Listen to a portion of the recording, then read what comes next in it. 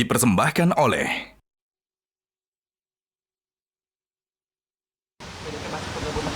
ditanyakan kepada presiden terpilih.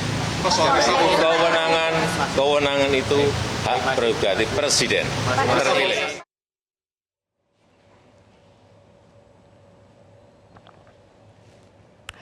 Pemirsa, kopi nomor 1 favorit semua orang, rasanya nikmat, nggak bikin kembung, dan pasti selalu bikin kita happy. Pemirsa di rumah, jangan lupa selalu stok Luwak White Coffee. Luwak White Coffee, kopi nikmat, nyaman diminum. Kita lanjutkan lagi perbincangan di kontroversi pada malam hari ini. Tadi kalau Luwak White Coffee nyaman diminum, kalau PKS, PDI Perjuangan masuk nyaman nggak? Masuk juga barang masuk. Justru yang ditanya PDI Perjuangan nyaman atau enggak kan gitu. Jangan ditanya kemana. Kan udah duluan masuk kan. Jadi memang ya nanti memang sampai hari ini ya tentu saja setelah tanggal 20 Oktober itu kan sebahagian publik masih bertanya apakah semuanya masuk dalam satu gerbong atau ada yang di luar gerbong. Iya kan? Apakah kemudian mereka semuanya dalam satu rumah besar atau di luar lihat-lihat saja begitu, ya, di luar kepanasan, di dalam dingin, kan gitu kan. Nah, di luar basah kuyup, di dalam anteng-anteng aja gitu. Dan memang tentu saja bagi PKS ya, PKS itu kan punya platform, ya, dan di dalam platform itu ada 10 kebijakan strategis. Dan saya harus sampaikan tidak semuanya ya. Paling tidak ada 4 yang barangkali relevan ya dengan tema kita pada malam hari ini. Di antaranya PKS itu punya kebijakan reformatif, artinya al-islah gitu ya, perbaikan. Jadi setiap program, kebijakan, langkah-langkah itu berorientasi kepada perbaikan. Nah, oleh karena itu kan PKS melihat apakah perbaikan itu akan lebih baik, akan lebih cepat ketika kemudian bersama-sama pemerintah merealisasikan program-program yang memang dibutuhkan oleh masyarakat. Yang kedua, ini maksudnya justifikasi PKS untuk masuk ke dalam. Enggak menjawab.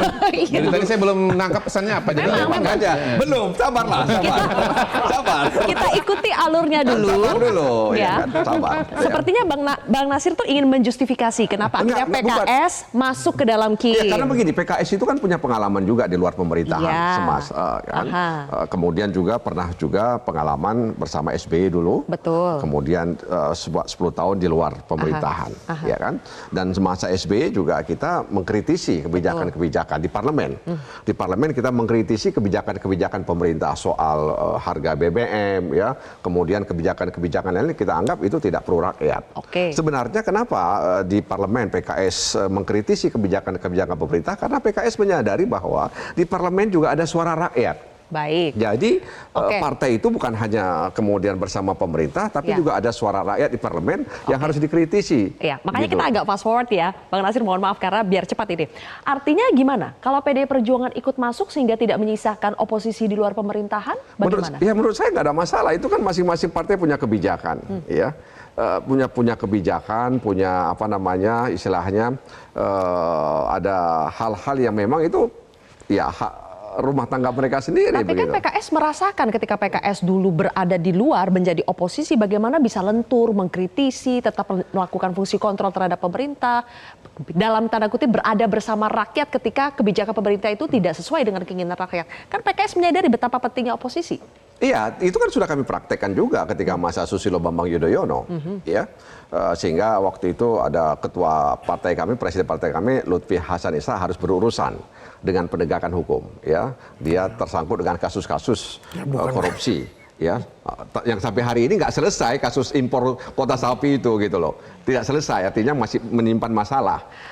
Inginnya kan ketika tersangkut kasus itu masalah kuota impor sapi itu kan selesai sebenarnya, tapi sampai hari ini nggak selesai. Bisa ditanya di komisi terkait di DPR. Maksud saya ya bahwa waktu itu kemudian berhimpus isu jangan-jangan karena kami kritis ya dengan pemerintahan waktu itu sehingga kemudian ya diarahkanlah kepada kasus itu isu yang berembus. Maksudnya kalau di luar itu tidak nyaman, Bang Nasir. Bukan begitu. Artinya dengan posisi di dalam dan di luar kami tetap saja bisa bersikap kritis. PDI Perjuangan kalau masuk nyaman atau tidak? Ya, nyaman saja, nggak ada masalah. Nyaman saja. Tidak ada masalah. Karena PKS merasakan betapa tidak nyamannya di luar. Bukan begitu juga. Oke. Kita juga sudah pernah yang saya katakan tadi itu kan. Kalau kemudian PDI Perjuangan bergabung, saya pikir semua kekuatan politik yang sudah diajak itu juga sama-sama nyaman. Bagaimana dengan Bang Irwan? Demokrat nyaman tidak dengan kalau misalnya PD Perjuangan ikut bergabung? Nah, sebelum saya jawab itu saya klarifikasi dulu nih Bang Yang Nasir mana? nih. Saya Karena pikir- menyangkut iya. pemerintahan SBY ya. Ya kita hargai dulu PKS, kawan koalisi tapi mengkritisi, tapi kasus kemudian presidennya ada hukum Ya namanya juga isu yang berembus. itu murni masalah hukum dan terbukti gitu loh. Karena menurut saya di zaman Iya, betul. di zaman Pak SBY pun jangankan artinya PKS siapapun ya, baik anak bangsa maupun unsur-unsur partai politik yang bermasalah dengan hukum, ya pasti akan ada penegakan hukum gitu. Jadi saya clear seperti itu. Jadi nggak ada masalah. Nanti misalnya PKS masuk di koalisi Pak Prabowo sudah masuk, mau mengkritik silahkan saja. Tapi menurut saya nggak ada urusannya dengan permasalahan hukum. Nah, terkait mengenai nyaman dan tidaknya, nyaman. saya pikir itu sebenarnya murni hak prerogatif Pak Prabowo. Jadi bukan dalam kapasitas kami di Demokrat nyaman atau tidak. Tapi bagi kami sesuai dengan yang disampaikan Mas Ahaye, Ketua Umum Partai Demokrat, bahwa kami memberikan ruang sepenuhnya mengembalikan hak itu kepada Pak Prabowo sebagai pemimpin koalisi. Dan kalaupun ya kawan sahabat kita PDIP masuk, memang itu saya pikir itu juga sangat dibutuhkan untuk pembangunan yang lebih baik dan progresif, sangat butuh yang namanya stabilitas politik. Saya pikir dengan masuknya kawan PDIP juga bisa kemudian mewujudkan hal itu. Tapi kalau bicara mengenai demokrasi butuh check and balances, ya itu tugas kita bersama. Sehat dan tidak sehatnya demokrasi itu perjuangan kita bersama semua di sini. Karena saya pikir kontrol juga bukan hanya di DPR, tetapi juga bisa sipil, di luar bisa akademisi, bisa media, bisa kita semua juga di sini. Jadi menurut saya langkah pertemuan Pak Prabowo dan Bu Mega ini harus kita sambut sebagai sebuah upaya semangat persatuan. Sampai di situ saja dulu, kita kan nggak tahu tuh pertemuannya nanti seperti apa, gitu. Tetapi menurut saya kita harus sambut baik. Sambut baik gitu ya. Sampai ke masuk koalisi sambut baik gak? Ya kalau kami pada prinsipnya akan menyambut baik siapapun yang dipilih, ya disetujui Pak Prabowo untuk masuk dalam koalisi pemerintahan Pak Prabowo. Mas Adi, makanya saya tidak tanya soal hak prerogatif karena kita sudah tahu itu terserah Pak Prabowo. Tapi pertanyaan saya sebenarnya nyaman atau tidak nyaman? Kalau serahkan kepada Pak Prabowo karena hak prerogatif tapi merasa tidak nyaman kan jujur-jujur saja boleh-boleh saja begitu kan? Mas Adi yakin tidak ini dua-duanya nyaman PKS dengan Demokrat? Kami sangat nyaman karena kami percaya ya masuk dan tidaknya sahabat kita. Bukan hanya PDIP masuknya, Nasdem masuknya PKS. Bagi kami di Kim asik-asik aja. Kenapa? Asik-asik aja. Kenapa? Karena kita percaya ya, Pak Prabowo tahu jalan yang terbaik untuk menjalankan pemerintahan 5 tahun ke depan. Baik. Oke. Mas Adi, percaya tidak? Asik-asik akan asik-asik Saya saja nggak semua. percaya Sylvia, saya nggak percaya. Secara alamiah kalau ada orang luar tidak punya kontribusi terkait dengan pemenangan, kalah pilpres ikut gabung, saya kira hakul yakin nggak happy kok. PKS kan juga kalah pilpres, nggak berhak juga ngomong happy dan nggak happy. Ini bagian dari orang yang diajak. Yang berhak ditanya itu adalah Demokrat, yang berhak ditanya itu adalah PAN, kemudian Golkar dan Gerindra. Itu yang kemudian mestinya ditanya. Ya pastilah, saya pikir pasti ada dinamika itu. Ya kami juga mendengar dan mendengar bahwa memang ketika misalnya PKS sudah ada sinyal masuk ke dalam begitu ya. Ada dinamika dari partai-partai yang mengusung. Dan itu sebenarnya biasa juga dalam dinamika itu ya. Wajar dong. Ya saya pikir sesuatu yang nggak bisa kita tolak ya. Ya kenapa Sudah kira-kira begitu konsekuensinya. ya. Ya masuk, tapi ya inilah politik Indonesia dan itu kan politik juga Indonesia, dan juga Mas Pak Adi. Prabowo Ya, kan memang. ingin Tapi mengajak kalau- semuanya bersatu Kalau pertanyaannya bersama nyaman nggak membangun nyaman gitu. pasti nggak nyaman Sylvia. Dulu kita dengar waktu PAN ingin bergabung dengan koalisinya Jokowi kan partai Islam yang lain nggak happy. Partai-partai Islam yang sudah ada di dalam. Jadi ketika Pilpres itu dimaknai sebagai kemewahan untuk mengakumulasi kekuasaan jadi menteri, ya kan ini sebagai show off kepada yang kalah. Saya jadi menteri loh, menang mendukung Prabowo Subianto. Kalau tiba-tiba yang kalah juga dapat menteri, nggak ada keistimewaan untuk petentang petenteng, jadi menteri itu penting. Sebetulnya Jadi pertanyaan itu. nyaman gak nyaman itu menurut saya bukan ditanyakan kepada PKS dan kepada Demokrat, tapi harus ditanyakan kepada Bu Mega.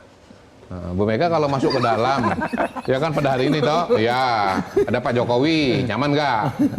Ada Mas Gibran, nyaman nggak? Terakhir ada Pak SBY, pesta pora lagi kan, maksudnya. jadi sekarang pertanyaannya adalah Bu Mega itu merasa nyaman atau tidak masuk ke dalam. Nah pada titik itulah antara Ibu Mega dengan putrinya Pak Taufik Kemas itu terjadi perbedaan orientasi atau terjadi perbedaan Yang mana pendapat. putrinya Bu Mega juga kan, Hah? Mas Kodari. Iya, tapi Kenapa supaya harus di-highlight putri Pak Taufik Kemas? Karena putrinya Pak Taufik Kemas ini memang gerakan-gerakan politiknya itu mirip dengan almarhum Pak Taufik Kemas dulu gitu loh. Jadi perbedaan-perbedaan pemikiran, tindakan-tindakan politik antara Bu Mega dengan Pak Taufik itu kan dulu sering terjadi. Nah, pada hari ini representasinya atau replikasinya itu bisa kita lihat antara Bu Mega dengan Mbak Puan. Oke, gitu, baik. ya. Itu pertanyaannya ya. Saya karena melihat bahwa Ibu Mega pada hari ini sebetulnya nggak nyaman, jadi sebetulnya nggak mudah juga buat mengatakan bahwa ini akan terjadi pertemuan gitu. Makanya apakah pertemuan ini memang ada di kepala Ibu Mega atau hanya di kepala orang-orang di sekitarnya? Per hari ini saya khawatir ini lebih kepada orang-orang di sekitarnya. Sama halnya dengan wacana Anies itu calon gubernur Jakarta gitu. Itu bukan isi kepala Bu Mega, tapi isi kepala orang-orang di sekitarnya. Kita konfirmasi ke Gus Romli. Jadi apakah betul bahwa barangkali sebetulnya Bu Mega yang tidak nyaman seperti kata Mas Kodari untuk bertemu atau untuk masuk gabung ke pemerintahan Prabowo? Kalau kami merasakan itu Bu Mega udah di luar soal nyaman atau tidak nyaman kepada beliau sebagai individu kan. Dan beliau sudah ditempa lah oleh sejarah tentang perlawanan pada Orde Baru kan, pasti secara psikis itu kan tidak nyaman. Tapi kan beliau bisa melampaui hal itu. Nah kalau tadi disampaikan menarik tadi ketika menyebut soal ada kooperatif dan non kooperatif ya di PDI Perjuangan. Kalau kita juga membaca sejarah Bung Karno misalnya kan ada taktik bagian bahwa pernah non kooperatif pada zaman Belanda. Meskipun beliau tidak mengecam, ada tokoh misalnya Husni Tamrin yang menjadi anggota Volkskat dan itu bagian dari mengubah dari dalam. Tapi ketika zaman Jepang kan dianggap sebagai kooperatif. Nah ini kan Pak Prabowo sebenarnya bukan penjajah. Jadi istilah kooperatif dan non kooperatif itu ya bisa saja terjadi. Kemungkinan itu terjadi seperti disampaikan juga oleh Mbak Puan. Maksudnya itu bagian dari strategi? Strategi, bagian dari Partai. strategi partai. Nah tetapi untuk soal misalnya pertemuan itu jelas bahwa pertemuan itu akan terjadi. Kemungkinan besar akan terjadi. Berarti waktu dan tempatnya sudah ditentukan? Tanggal itu sebenarnya sudah ada, tinggal tempat, tinggal bagaimana mencocokkan jadwal itu kan.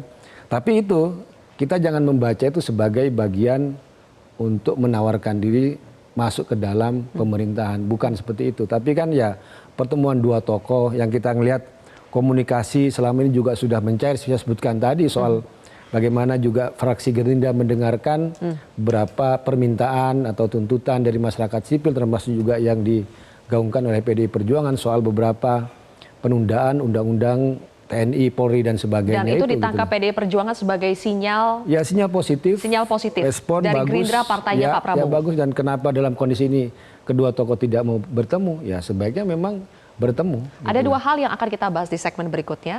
Satu soal apakah betul teryakinkan tidak nih, terutama Mas Adi ya, kalau terjadi pertemuan antara Pak Prabowo dengan Bu Mega itu tidak akan ada pembicaraan soal yang bersifat transaksional, tawar-menawar kursi menteri dan sebagainya. Dan yang kedua kita akan bahas soal kalau sampai tidak ada partai di luar yang menjaga, apakah fungsi kontrol dan fungsi mengkritisi pemerintah itu akan seperti apa jadinya? Bagaimana nasib demokrasi kita? Sesaat lagi pemirsa, hanya di Kontroversi.